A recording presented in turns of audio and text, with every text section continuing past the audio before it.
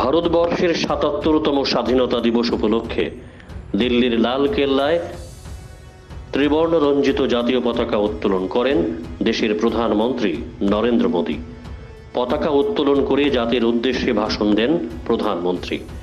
তিনি ভাষণে বলেন, পরের ৫ বছর ধরে দেশে বিকাশ চলবে।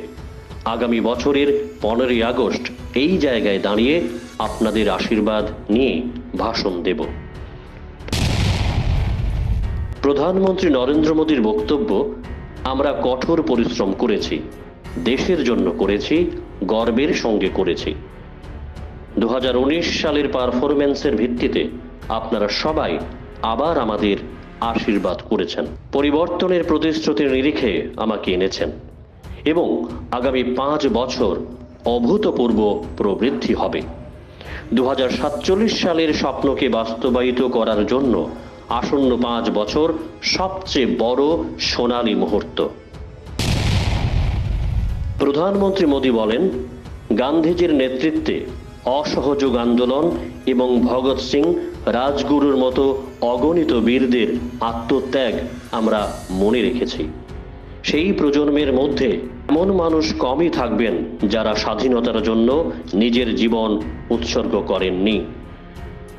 দেশের স্বাধীনতা সংগ্রামে যারা আত্মত্যাগ, তপস্যা করেছেন তাদের প্রতি আমি শ্রদ্ধা ভরে প্রণাম জানাই, অভিনন্দন জানাই।